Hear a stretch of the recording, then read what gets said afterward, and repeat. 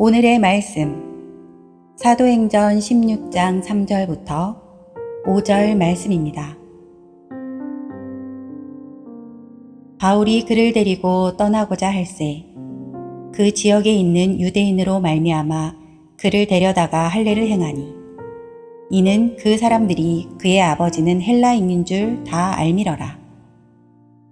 여러 성으로 다녀갈 때에 예루살렘에 있는 사도와 장로들이 작정한 규례를 그들에게 주어 지키게 하니 이에 여러 교회가 믿음이 더 굳건해지고 수가 날마다 늘어가니라. 아멘.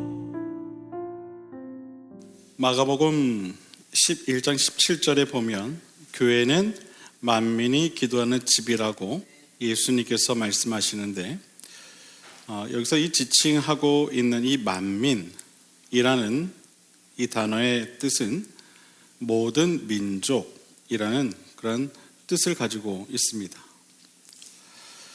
이 단어가 주는 의미는 참 큽니다. 그 이유는 어느 누구라도 예외 없이 하나님의 집인 교회에 나와 하나님을 만날 수 있다.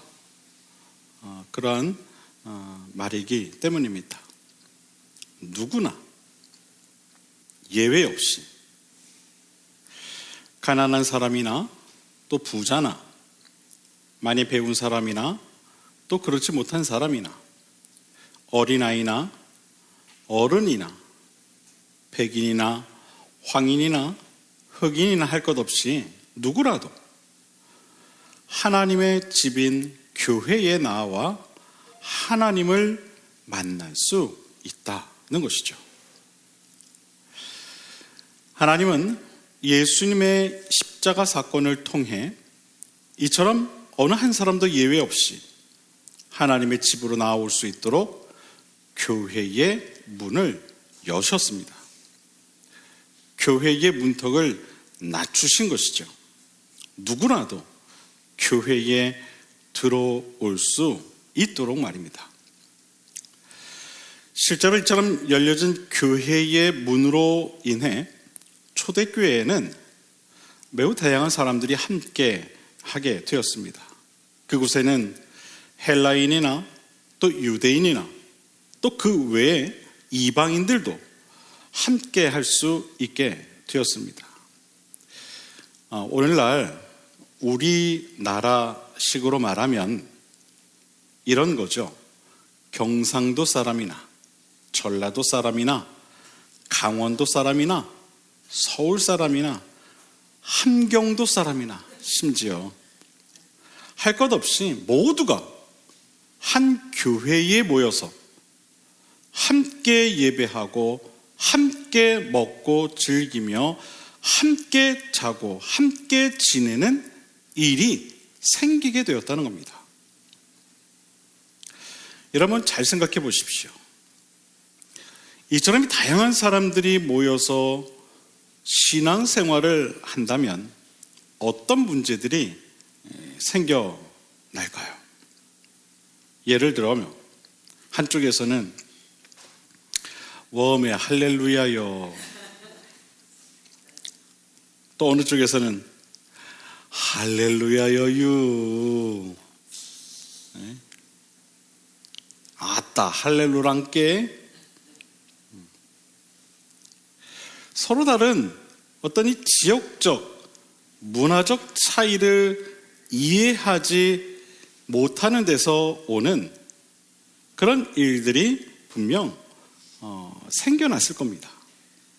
서로 다른 지역적 차이, 문화적 차이에서 오는 그런 갈등이 있게 되었을 것이다 라는 것이죠. 제가 이 사투리를 뭔가 좀 근사한 이렇게 좀 이해가 없을까 해서 인터넷으로 검색을 해보니까 시편 23편을 가지고 사투리로 이렇게 재해석한 그런 글들이 있더라고요. 여러분들이 원하시면 몇 개만 좀 하도록 하겠습니다. 원하십니까? 시편 23편 1절 가지고 먼저 경상도 버전이 있더라고요. 제가 한번 읽어볼게요. 여호와는 내 목자인께 그라이네사마 답답할 게 없대이. 또 충청도 버전이 있더라고요. 여호와는 염생이 같은 지를 키우시고 먹이시는 분이시니 지가 부족한 것이 없네요. 전라도 버전이 있어요. 아따 여호와가 시방 나의 목자신디 나가 부족함이 있건디. 강원도도 있어요. 여보세요.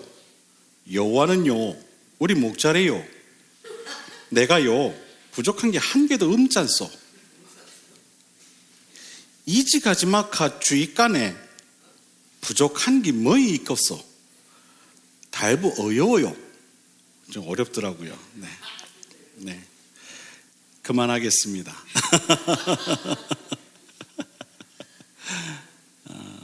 언어에서 오는 어떤 문화적 차이도 아마 분명히 있었을 겁니다. 뭐라고 하는지 잘 못 알아듣는 것도 있었을 것이고. 초대교회는 분명 이처럼 이 서로의 그 문화의 차이로 인해 하나가 되는 일이 아마도 쉽지 않았을 겁니다. 그러니 초대교회 안에서 얼마나 많은 갈등과 또 해결해야 할 일들이 있었겠습니까? 서로 말하는 것도 다르고 생각하는 것도 다르고 행동하는 것도 다르고 서로의 신앙의 정도도 다 다른 그런 사람들이 모여서 신앙생활 한다는 것이 결코 쉬운 일은 아니었을 겁니다. 그래서 생겨나는 서로 간의 마찰이 분명히 있었을 겁니다. 요즘 우리도 그렇지 않습니까?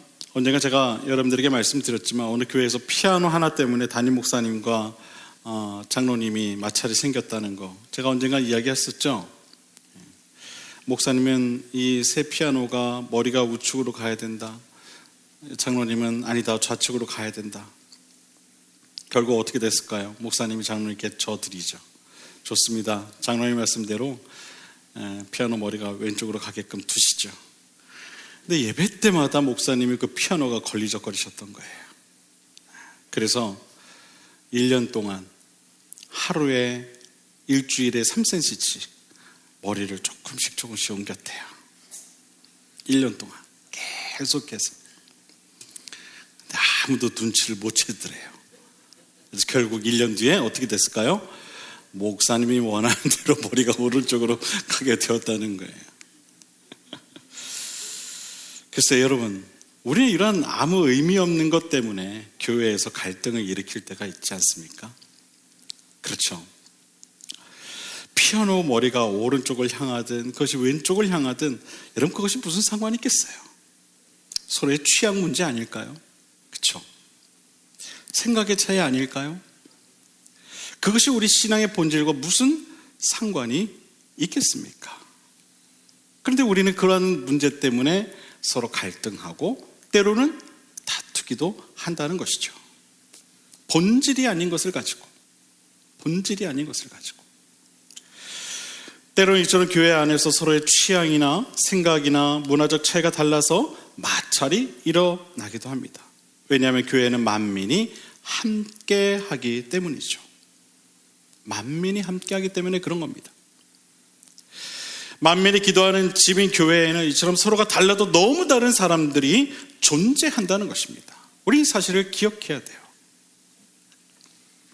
그래서 때로는 마찰이 일어나기도 하고 때로는 그로 인해 서로 상처받게 되는 경우도 있게 된다는 사실을 우리는 기억해야 돼요. 여러분, 교회에 대한 환상을 너무 크게 가지지 마시길 바랍니다. 교회에 대한 이상은 가지되 환상은 가지지 마시길 바랍니다. 많은 사람들이 교회에 대한 환상을 가지고 있어요. 교회에 오면은 항상 사랑이 넘치고 항상 웃음이 넘치고 서로를 이해해주고 모든 것을 다 받아줄 것 같은 그런 환상을 가지고 있죠. 마치 교회에 오면 천사들만 있을 것 같은 그런 생각을 합니다. 물론 그것이 궁극적인 교회의 모습은 맞습니다.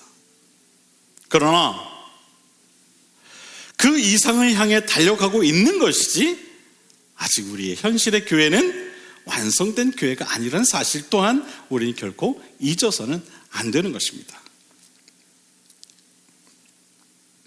너무 높아진 신앙의 이상이 이 디폴트 값이 되어버리면 그 순간 모든 것이 시험으로 다가올 수밖에 없다는 사실을 우리는 깨달아야 할 줄로 믿습니다. 이상적인 교회와 현실의 교회에서 나타나는 갭은 순식간에 좁혀지는 것이 아닙니다. 정말 많은 노력과 시간과 성도 간의 이해가 필요한 것이죠. 그래서 현실의 교회에는 마찰도 있고 또 때로는 갈등도 있게 되는 것입니다. 그로 인해 때로는 성도 간의 상처를 주기도 하고 또 때로는 상처를 받기도 하는 것이죠. 왜냐하면 교회에는 많은 이 다양한 사람들이 함께 하기 때문입니다. 여러분 한번 주위를 한번 살펴보십시오. 내 앞에서, 내 옆에서, 내 뒤에서 예배드리는 그 지체들, 여러분하고 얼마나 잘 맞는다고 생각하십니까? 아마 10분의 1도 맞지 않을걸요? 통하지 않는 게 엄청 많을걸요?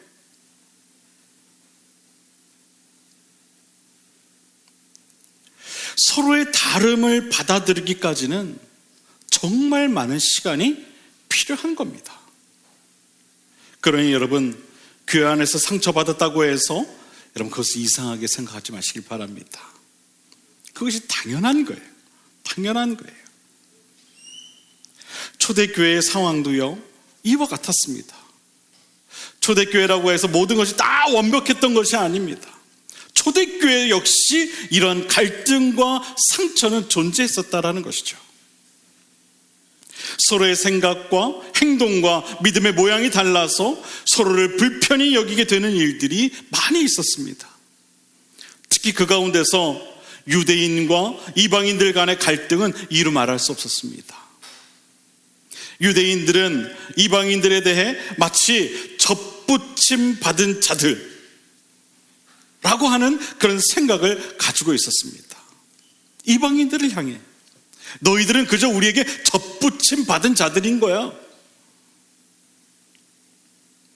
그래서 그들은 알게 모르게 선택받은 민족이라는 우월의식을 항상 가지고 살아갔죠. 너희보다는 우리가 먼저지.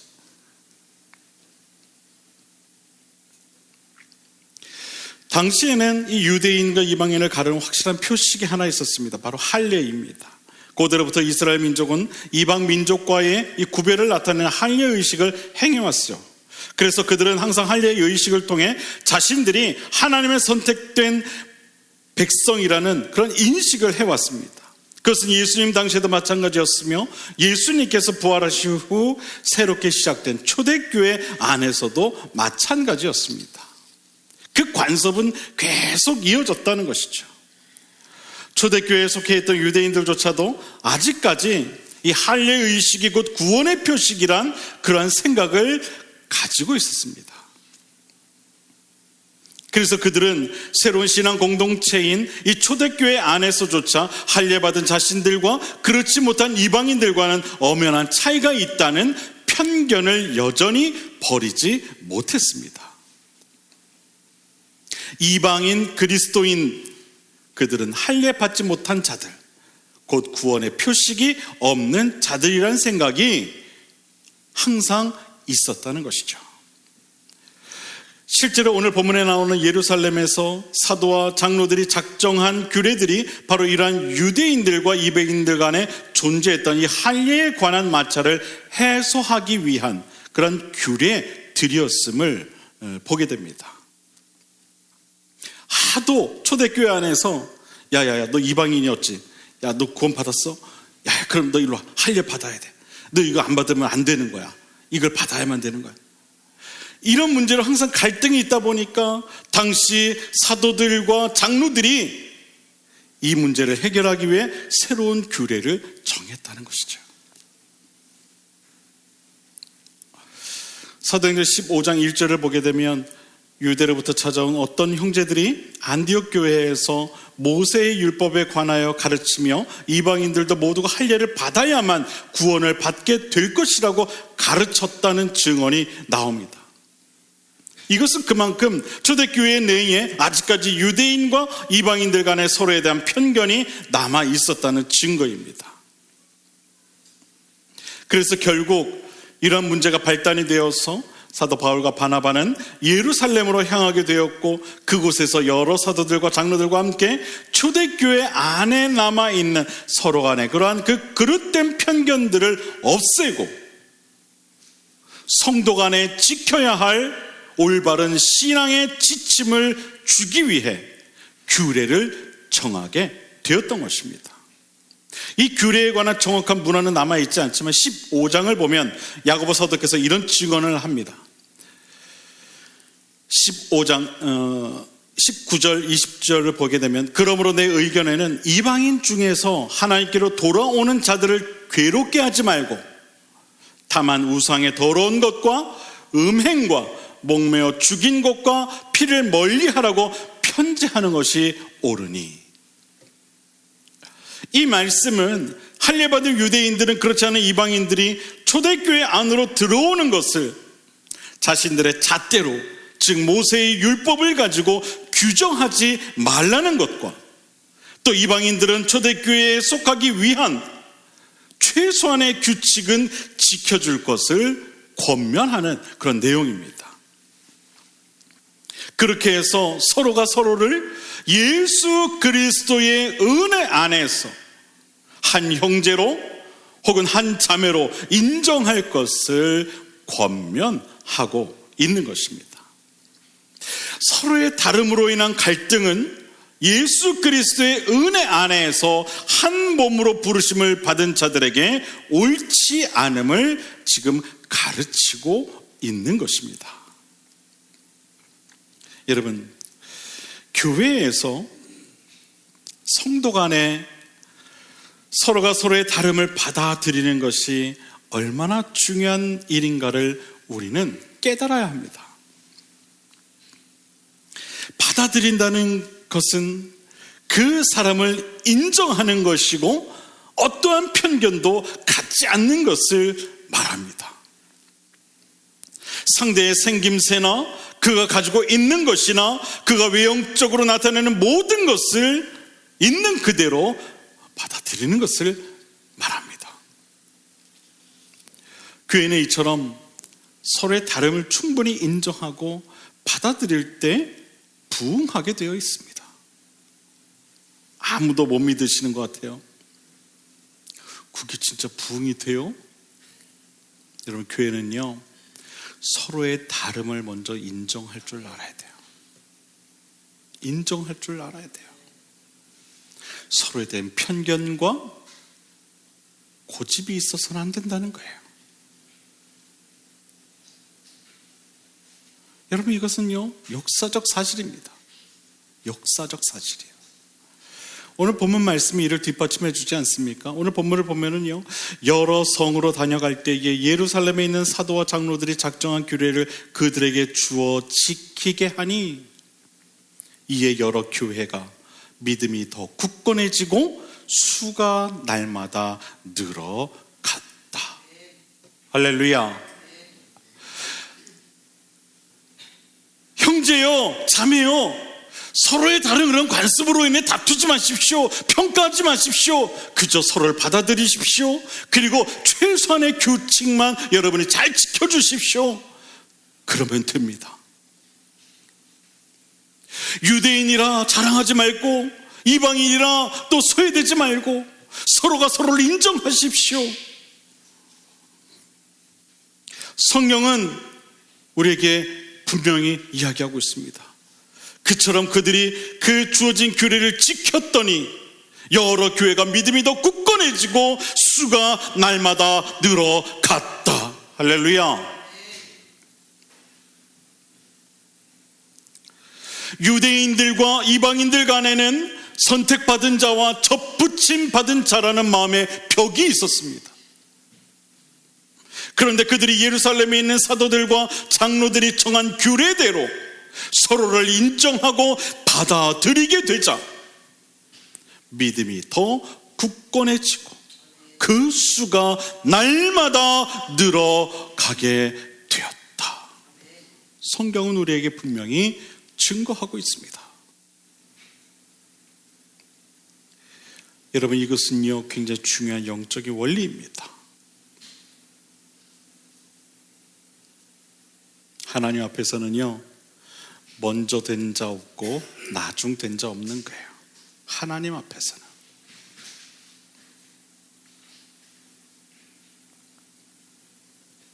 사랑하는 여러분, 믿음이 굳건해지기 위해 먼저 무엇이 필요한지 아십니까? 그것은요 서로를 이해하고 받아들이는 사랑의 마음인 줄 여러분 꼭 믿으시길 바랍니다. 지난주 말씀에서도 제가 말씀드렸듯이 우리가 상대를 답답하게 바라보는 것만큼 여러분 하나님 아버지께서는 우리를 더 답답하게 바라보신다는 사실을 여러분 잊지 마시길 바랍니다. 여러분, 하나님은요 그럼에도 불구하고 우리를 사랑하시잖아요. 우리의 믿음의 시작도 사랑에 있는 겁니다. 성도가 믿음을 키워나가기 위해서는 반드시 그 사랑이 그 안에 함께 있어야 하는 줄 꼭 믿으시길 바랍니다. 왜냐하면 사랑이 없는 믿음은요 없기 때문에 그래요. 위대한 믿음의 사람들은 모두가 하나님의 깊으신 사랑을 경험한 사람들이죠. 위대한 사랑이 결국 위대한 믿음을 낳게 된 것입니다. 우리는 사랑을 경험할수록 우리의 믿음 또한 함께 자라간다는 사실을 기억해야 할 줄로 믿습니다. 물론 사랑 없이 믿을 수 있죠. 하지만 사랑 없는 믿음은 아무 유익이 없을 뿐입니다. 그래서 우리는 항상 사랑을 통해 우리의 믿음을 성장시켜 가야 되는 거예요. 요한일서 4장 20절에 보게 되면 누구든지 하나님을 사랑하노라 하고 그 형제를 미워하면 이는 거짓말하는 자니 보는 바 그 형제를 사랑하지 아니하는 자는 보지 못하는 바 하나님을 사랑할 수 없다. 우리가 눈에 보이는 형제와 자매를 사랑하지 못하면 눈에 보이지 않는 하나님도 결코 사랑할 수 없는 법입니다. 사랑하지 못하면 우리의 믿음 또한 자랄 수 없는 법입니다. 그러므로 교회의 믿음이 굳건해지기 위해서는 먼저 눈에 보이는 형제와 자매를 사랑해야 되고 더 나아가 눈에 보이지 않는 하나님을 사랑해야 하는 것입니다. 그럴 때 비로소 그 교회의 믿음이, 그 교회에 속한 성도들의 믿음이 굳건해지고 또한 그 교회와 그 성도가 부흥하게 되는 줄로 믿습니다. 저는 오늘 말씀을 통해 한 가지 사실을 분명히 깨달았습니다. 그것은 바로 교회는 사랑이 넘쳐야 한다는 것이고 그것이 선행되어야만 우리의 믿음 또한 굳건해진다는 것입니다. 성도 간에는 서로가 서로를 사랑으로 대해야 합니다. 눈에 보이지 않는 마음의 벽을 허물어야 하고 서로에 대한 편견을 버려야 합니다. 그리고 서로의 잘못을 지적하기보다 서로의 부족함을 채워줄 수 있는 넉넉한 사랑의 마음이 있어야 합니다. 그럴 때 비로소 교회의 믿음도 굳건해진다는 원리를 깨달아야 합니다. 저는 우리 교회가 이처럼 사랑이 넘치는 교회가 되기를 주님의 이름으로 간절히 축원을 드립니다. 형제가 형제를 사랑하고 자매가 자매를 사랑하고 또한 형제와 자매가 자매와 형제가 사랑할 수 있게 되기를 바랍니다. 서로가 서로를 그처럼 사랑할 때 서로의 부족함을 지적하기보다 서로의 부족함을 채워줄 수 있게 되는 줄로 믿습니다. 서로의 필요를 위해 기도할 수 있게 되는 줄로 믿습니다. 목사님, 그런데 보기만 해도 미운데 어떻게 해요? 혹시 저희 교회는 그런 분들 안 계시죠? 없으시죠? 할렐루야, 다행입니다. 근데 저기 어디 교회 가보니까 그런 분들이 가끔 있더라고요. 저 옆에 어디 가니까 그 인간 보기만 해도 막 우라통이 터져서 못 보겠는데 어떻게 해요? 여러분, 그런 마음이 들 때가 혹시라도 있게 되면 여러분 스스로를 한번 돌아보시길 바랍니다. 그게 답이에요. 우리 자신은 과연 어느 것 하나 사랑해 줄 만합니까? 한번 잘 생각해 보세요. 솔직히 사랑해 줄 만한 것 하나 없지 않습니까? 하루에도 몇 번씩 하나님 옆에서 마음으로 죄를 짓지 않습니까? 그런데도 하나님은 우리를 사랑해 주십니다. 그럼에도 불구하고 하나님은 우리를 사랑해 주고 계십니다. 그런데 우리가 누구를 미워할 수 있겠습니까? 조건을 가지고 본다면 불가능한 사랑입니다. 우리가 누군가를 사랑할 때에도 이처럼 어떤 조건을 생각하거나 바라보아서는 안 됩니다. 이렇기 때문에 사랑할 수 있고 저렇기 때문에 사랑할 수 없다면 우리가 세상 사람들과 다를 게 무엇이겠습니까? 우리는 그럼에도 불구하고 사랑할 수 있어야 하는 것입니다. 이것이 교회가 말하는 또 하나님 아버지께서 우리에게 주고 계시는 사랑인 줄로 믿습니다. 예수님께서는 우리에게 이렇게 말씀하셨죠. 너희가 서로 사랑하면 이로써 모든 사람이 너희가 내 제자인 줄 알게 될 것이다. 여러분, 주님께서는 우리가 서로 사랑하면 모든 사람이 우리가 예수님의 제자인 줄 알게 될 것이라고 분명하게 말씀하셨습니다. 그러므로 사랑하면 되는 겁니다. 그러므로 사랑하면 되는 겁니다. 우리가 사랑하지 않기 때문에 안 되는 것이지 사랑하면 되는 겁니다. 우리의 믿음도 되고 교회의 부흥도 되는 겁니다. 오늘날 수많은 교회들이 부흥하지 못하는 이유가 무엇일까요? 많은 사람들이요, 그 이유를 엉뚱한 데서 찾아요. 여러분, 성경적 지식이 부족해서 교회가 부흥하지 않을까요? 깨달은 게 없어서 부흥하지 않을까요? 천만의 말씀. 오늘날 신앙인들이 성경을 몰라서 교회가 정체되고 교회가 흔들리는 것이 결코 아니에요. 그 어느 때보다 많은 것을 배워서 알고 있어요.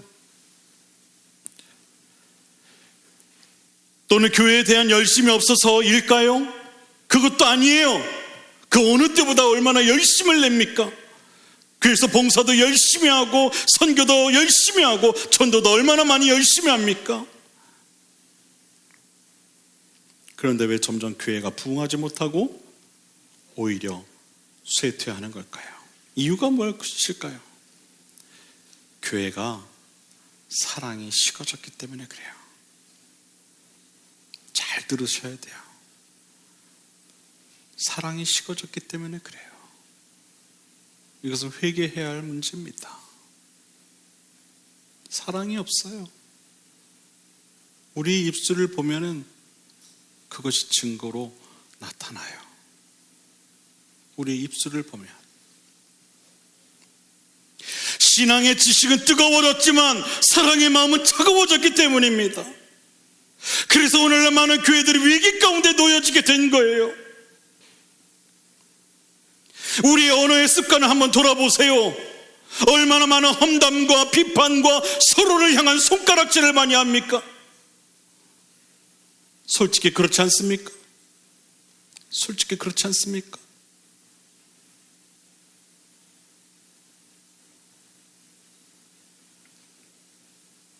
여러분, 오늘날 세상 사람들이 교회를 향해 왜 손가락질 하는지 아세요? 교회 안에 사랑이 없기 때문에 그래요. 여러분, 주님께서 분명히 말씀하셨죠. 우리가 서로 사랑하면 세상 사람들은 자연스럽게 우리가 예수님의 제자인 줄 알게 될 거야. 이 반대는 뭘까요, 여러분? 반대로 우리가 사랑하지 않으면 세상 사람들은 계속해서 교회를 향해 손가락질 하게 될 거라는 거예요. 다른 거 없습니다. 여러분, 그동안 여러분 마음 안에 혹시라도 누구를 향한 편견과 불신의 마음이 있었다면 꼭 회개하시기를 바랍니다. 회개하셔야 돼요. 그거 안 하면 안 돼요. 주님의 조건 없는 사랑으로 내가 용서받았듯이 여러분도 주님의 그 조건 없는 사랑으로 그 영혼을 아무 조건 없이 용서하고 사랑할 수 있어야 하는 겁니다. 그러한 은혜가 있게 되기를 주님의 이름으로 간절히 축원을 드립니다. 축원을 드립니다. 혹시라도 나와 다르다고 해서 누군가를 인정하지 못하고 조금이라도 미워하는 마음이 있었다면 주님의 사랑으로 사랑하시길 바랍니다. 그렇게 하면 그 순간 여러분의 믿음이 더욱 굳건해질 것입니다. 여러분, 주님이 우리를 어떻게 사랑하셨는가? 그것을 한번 생각해 보십시오. 그러면 용서하지 못하고 또 받아들이지 못할 지체가 어디 있겠습니까? 주님은 십자가에 달려 돌아가시는 그 마지막 순간에도 옆에 달려있던 강도를 용서하셨습니다. 사랑하는 여러분, 우리 교회가 믿음이 굳건한 교회가 되기를 원하시고 소망하십니까? 그렇다면 무엇보다도 여러분을 향한 주님의 조건 없는 사랑으로 서로가 충만하시기를 바랍니다. 그러면 우리 교회와 우리의 믿음은 더욱 굳건해질 줄로 믿습니다. 다 함께 다시 한번 오늘 우리에게 주시는 하나님의 말씀을 믿음으로 읽고 오늘 설교를 마치겠습니다. 제가 읽어보겠습니다. 여러 성으로 다녀갈 때에 예루살렘에 있는 사도와 장로들이 작정한 규례를 그들에게 주어 지키게 하니 이에 여러 교회가 믿음이 더 굳건해지고 수가 날마다 늘어가니라. 아멘. 이러한 역사가 우리 비상그림교회 가운데 나타날 수 있게 되기를 주님의 이름으로 간절히 축원을 드립니다. 기도하겠습니다.